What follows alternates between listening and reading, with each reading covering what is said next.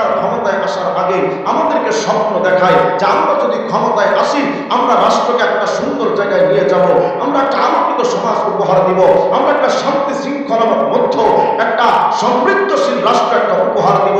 এই সমাজে চুরি থাকবে না, ডাকাতি থাকবে না, জেনা থাকবে না, টেন্ডারবাজি থাকবে না, চাঁদাবাজি থাকবে না, এমন ওয়াদা দিয়ে নেতারা আমাদের বাংলাদেশের ক্ষমতায় আসে।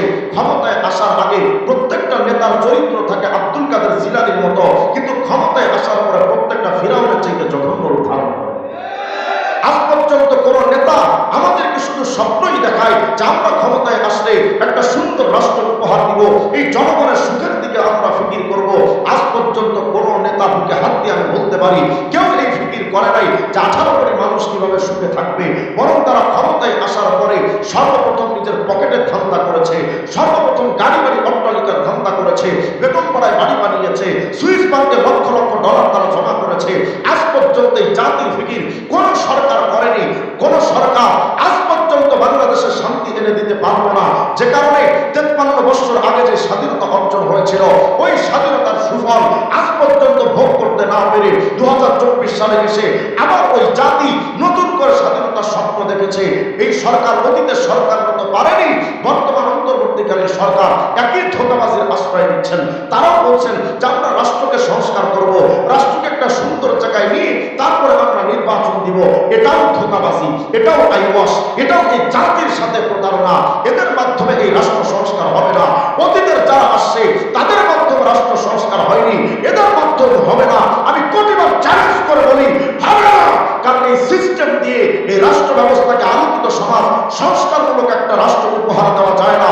আরে সংস্কারমূলক একটা রাষ্ট্র যদি উপহার দিতে হয় প্রতিটা সেক্টরে মুহাম্মদ রাসূলুল্লাহর আদর্শ বাস্তবায়ন করা দরকার। আল্লাহর নবীর আদর্শ বাস্তবায়ন হওয়ার আগ পর্যন্ত কোন সেক্টর সুন্দর করে সাজবে না, শান্তি আসবে না। এটা আমি রিজওয়ান রফিকের কথা নয়, কোরআনে কারীম যদি আপনি তালাশ করেন তো দেখবেন আল্লাহ পাক নিজে বলেছেন ওয়ামান আ'রাদা আন যিকরি ফাইন্না লাহু মাঈশাতান দানকা। যে হে মানুষ, দুনিয়ার মানুষ শোনো, যদি তোমার ব্যক্তি জীবনে কোরআনের আইন না থাকে তোমার ব্যক্তি জীবন অশান্ত হবে। তোমার পরিবারে যদি কোরআনের আইন দেওয়া পরিবার না চলে তোমার পরিবারটা অশান্ত হবে। তোমার সমাজ ব্যবস্থায় যদি ইসলামের আইন না থাকে তোমার সমাজ ব্যবস্থা কলুষিত হবে। তোমার রাষ্ট্র ব্যবস্থায় যদি ইসলামের আইন কোরআনের আইন না থাকে, 53 বছর পরে শুনবা দেশটা ডিজিটাল, খবর নিয়ে দেখবা সবকিছুতে শুধু ভেজাল আর ভেজাল। আজ পর্যন্ত কোনো ক্ষেত্রেই তো আমরা শান্তি পেলাম না, কারণ এটাই তো আল্লাহর ওয়াদা ছিল, কোরআনের আইন ছাড়া তোমার কোনো ক্ষেত্রেই তুমি শান্তি পাবে না। আফসোসের সাথে বলতে হয় স্বৈরাচার শেখ হাসিনার আমলে রাশেদ খান মেনন নামক এক কুলাঙ্গার অবৈধ এমপি বলেছিল যে মোল্লাতন্ত্র এটাই বাংলাদেশে বাস্তবায়ন হবে না। আজকের সময়ে সেই রাশেদ খান মেননদের কিছু প্রেতাত্মারা তাদের সুরে কণ্ঠে কণ্ঠ রেখে একই আওয়াজ দিয়ে তারাও বলে রাজনীতির সাথে কোরআনের সম্পর্ক নাই। আমি বলি তোমাদের মধ্যে রাশেদ খান মেননদের মধ্যে কোনো তফাৎ নেই। যে রাজনীতির সাথে কোরআন থাকে না ওটা রাজনীতি নয়, ওটা ধান্দাবাজি। যে রাজনীতির সাথে কোরআনের সম্পর্ক থাকে না ওই রাজনীতি দিয়ে সমাজ ব্যবস্থায় শান্তি আসবে না। এটাই আল্লাহর ওয়াদা। কোরআনের আইন বাদ দিয়ে যদি ব্যক্তি জীবন, পারিবারিক জীবন, সামাজিক জীবন, রাষ্ট্রীয় জীবন চালাও কোনো ক্ষেত্রে তোমার শান্তি আসবে না। আফসোসের সাথে বলি এরাই আবার আমাদেরকে বলে হুজুর এই মোল্লা মৌলবীদের দ্বারা কি হবে? এই মোল্লারা ক্ষমতায় আসলে কি রাষ্ট্র চালাতে পারবে? মোল্লাদের মাথায় কি আছে? মোল্লারা কি পারবে? তা আমি জানতে চাই 53 বছর তোরা কি ঘোড়ার ঘাস কাটছিস আমাকে দেখা? এই 53 বছর যাবত তোমাদের দ্বারা কিচ্ছু পেলাম না, তাহলে মোল্লারা কি পারবে? আর তাকায় দেখো ইতিহাসের দিকে 1400 বছর আগে কতিপয় মোল্লা মৌলবীদের মাধ্যমে টুপিওয়ালা, দাড়িওয়ালা, ওমর ফারুক, সিদ্দিক আকবর, ওসমান জুলনুরাইন, হযরত আলী, হযরত মুআবিয়া তাদের মাধ্যমে পৃথিবীতে একটা শান্তির ইতিহাস তৈরি হয়েছিল। আরবের জাহিলিয়াতের আধার কেটে একটা সোনালী সমাজ উপহার পেয়েছিল। এই মোল্লাতন্ত্র দিয়ে আলোকিত সমাজ পেয়েছিল আরবের মানুষেরা।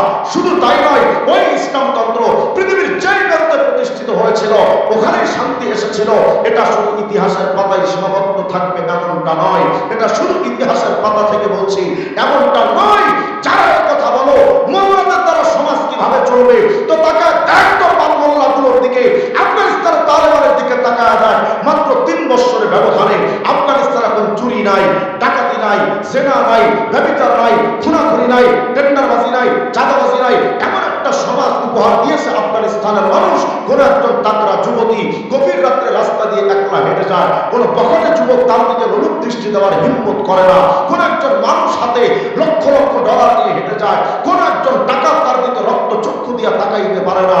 সুতরাং আমি বুঝাতে চাচ্ছি, 53 বছর যাবৎ এই বাংলাদেশ চালিয়ে বুদ্ধিজীবী শাহরিয়ার কবিরের মতো মুরগি চোরাদের দিয়ে, জাফর ইকবাল, হুমায়ুন আজাদ বেজাদের বুদ্ধি দিয়ে আজ পর্যন্ত এই দেশে তো শান্তি আসেনি।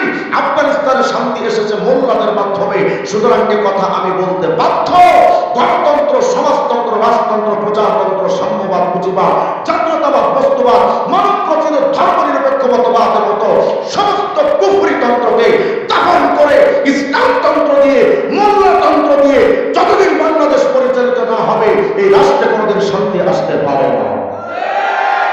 কিন্তু আপনি আমি তো এটা বিশ্বাস করতে চাই না।